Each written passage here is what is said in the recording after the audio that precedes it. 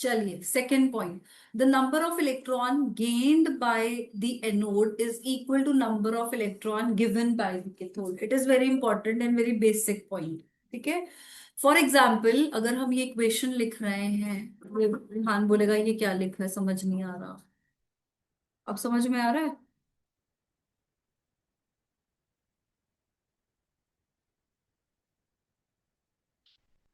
So if zinc is losing two electrons, तो copper will always gain two electrons. So number of electrons हमेशा same होंगे। ऐसा नहीं है कि एक एलिमेंट ने 3 इलेक्ट्रॉन्स लूज किए और दूसरे ने 2 गेन किए और वो एक इलेक्ट्रॉन कहाँ है?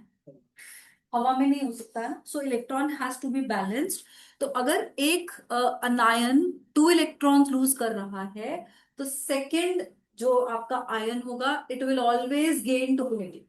अगर इलेक्ट्रॉन्स नहीं हुए सेम, तो आपको इक्वेशन को बैलेंस करना पड़ेगा। ठीक है, बैलेंसिंग भी बता देते हैं अभी आपको। कौन सी बैलेंसिंग? सीखने की चीजें बैलेंसिंग दिखा देंगे। Okay, now the product of electrolysis are formed at, अब जो भी इलेक्ट्रोलिसिस का प्रोडक्ट बनेगा वो एनोड और कैथोड पे बनेगा, because exchange of electron takes place only at the surface of electrode. जो भी आपके इलेक्ट्रॉन्स लूज या गेन होंगे वो कहाँ पे होंगे? इलेक्ट्रोड्स पे, ना कि उस सोल्यूशन के अंदर। अभी जो जोरावर ने पूछा था तो मैंने बोला था डिपॉजिट होगा वो इलेक्ट्रोड पे, सरफेस है ना। सोल्यूशन तो खुद ही इलेक्ट्रोड का है, उसमें थोड़ी ना कुछ होगा। जो भी loss and gain of electron होगा, एक्सचेंज होगा, that will be on the surface of electrode. Only hydrogen gas and metals are liberated at cathode and hence they are known as electropositive elements. ये आपको पता है कि metals electropositive होते हैं। किसी मेटल पे नेगेटिव चार्ज देखा है हमने कभी भी? ठीक है ना। तो hydrogen gas can also have positive charge, metals पे भी पॉजिटिव चार्ज होता है, so they are liberated at cathode, cations at cathode, and they are called electropositive. Only non-metals are liberated at anode and are called electronegative elements. Now, mass of the substance produced at electrode, electrode पे जो substance produce होगा, that is proportional to quantity of electricity passed.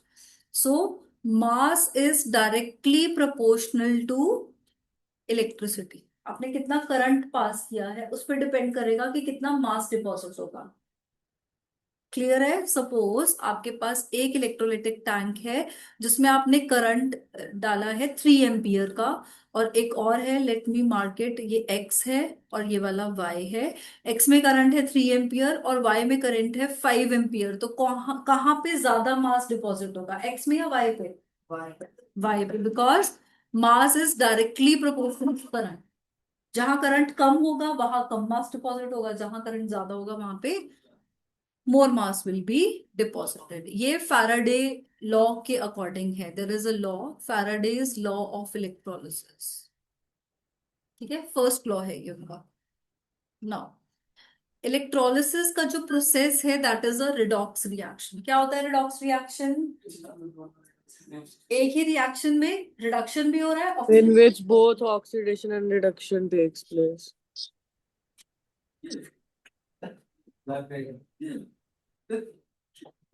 हाँ जी। एक element electron lose करेगा, उसी reaction में the other element will gain that electron. जैसे यहाँ पे आप एग्जांपल देखिए, NaCl, sodium is losing the electron, sodium ने एक इलेक्ट्रॉन लूज किया, क्लोरीन ने वही इलेक्ट्रॉन को गेन कर। आयन स्टेबल नहीं होते ना? आयन स्टेबल नहीं होते हैं। Eighth property is alternate current does not cause any chemical change. दो तरीके के करंट होते हैं, एक ऑल्टरनेट होता है, एक डायरेक्ट होता है, AC/DC। ठीक है। सो ऑल्टरनेट करंट से there will be no chemical change. ठीक है। So electrolysis is caused by direct current. हमारे घर में कौन सा करंट आता है? ऑल्टरनेट। ठीक है। तो जहां पे इलेक्ट्रोलिसिस होगी वहां पे current has to be direct. Current मतलब किस लेवल, बहुत ज्यादा डालना पड़ता है या फिर ठीक ठाक? चलिए, इलेक्ट्रोलिटिक डिसोसिएशन। सो आप जब भी कोई आयनिक कंपाउंड लेंगे और आप उसमें से करंट पास करेंगे, so it will dissociate into ions in the fused state और इन वही डेफिनेशन हम पढ़ रहे हैं जब से चैप्टर शुरू हुआ, एक ही चीज बार बार. So now we have an example of NaCl. So solid NaCl is electrovalent substance and इसका जो स्ट्रक्चर है वो क्रिस्टल स्ट्रक्चर है. इसमें you have one ion of sodium and one ion of chlorine. So because ये solid state में है, ये चीजों का ध्यान रखना जब आप क्वेश्चन पढ़ोगे, जब आप थ्योरी पढ़ोगे. सॉलिड में है so they are not free. ठीक है, they are held together by force of attraction, so they will not conduct electricity. Exactly यही क्वेश्चन क्लास 11th की केमिस्ट्री में आता है. चैप्टर का नाम है chemical bonding and molecular structure. हाँ मेरा भाई कर रहा है सर. ठीक है, वहां पे क्वेश्चन आता है एक ये NaCl या KCl. सेम एग्जैक्टली यही कंसेप्ट है कि सॉलिड में से इलेक्ट्रिसिटी पास क्यों नहीं होती, यही आंसर है. चाहे 10th में पढ़ो, चाहे 11th में पढ़ो, चाहे बीटेक में करो, आंसर तो सेम ही रहेगा.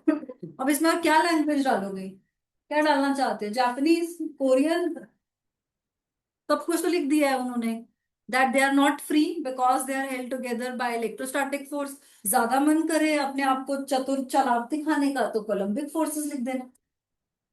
ठीक है, बट लॉजिक तो यही रहेगा because there are no free ions, so they cannot conduct electricity. ठीक है, now second वही सेम आ गई बात. when solid sodium chloride is dissolved in water, अब ये क्या बन गया, aqueous. and if it is melted then it is called fused state. अब fused बोल दो चाहे molten बोल दो, आपकी मर्जी, बात एक ही है. ठीक है, so it will conduct electricity. Why? Because in this state they will have free ions. Free ion means electrostatic forces weak हो जाएंगी. मैम, हाँ जी. पर अगर जब NaCl सॉलिड होएगा फिर नहीं होएगा ना, मतलब ब्रेक डाउन. हाँ जी, फिर नहीं होगा ब्रेक. मैम हमारा UT 6 अगस्त को है. First chapter sir. ओके बेटा, नोटेड.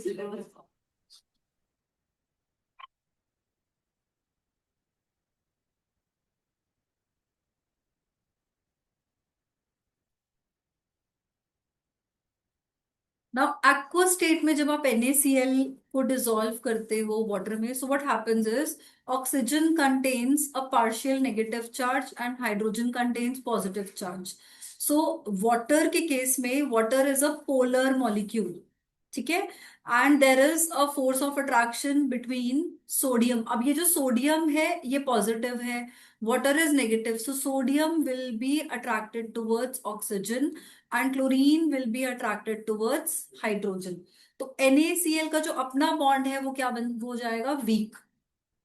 बिकॉज वो वीक हो जाएगा, they will come in free ionic state and they can conduct electricity. अब अगर आपको क्वेश्चन आ जाए that aqueous NaCl, how aqueous NaCl can conduct electricity, तो वहां पे आप ये रीजन दोगे that in aqueous state oxygen is acquiring a partial negative charge and hydrogen is acquiring a partial positive charge, क्योंकि ये क्या है, it is a polar molecule.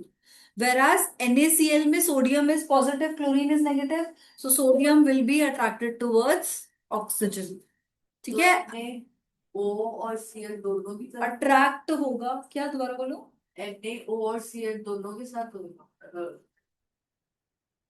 NaCl के साथ तो है, जब आपने वाटर लिया so sodium will be attracted towards oxygen, तो ये वाला बॉन्ड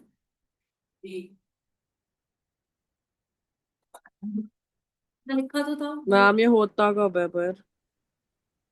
जब वाटर में मिक्स करते हैं NaCl को, तो फिर तो ब्रेक डाउन नहीं होना चाहिए. वीक होने के बाद ब्रेक डाउन होगा बेटा. अच्छा. एंड मॉल्टन स्टेट में आप हाई टेम्परेचर पे हैं, सो हाई टेम्परेचर पे इट मेल्ट्स एंड जो सॉलिड बॉन्ड है it will weak, it will become weak, है ना. NaCl को आप हाई टेम्परेचर पे ले आए, हीट कर रहे हो, तो NaCl का जो बॉन्ड है वो वीक हो जाएगा and they will exist in free ionic state. Because they are in free ionic state they will conduct electricity. ठीक है, बस यहीं तक करेंगे, आयनाइजेशन नहीं करेंगे।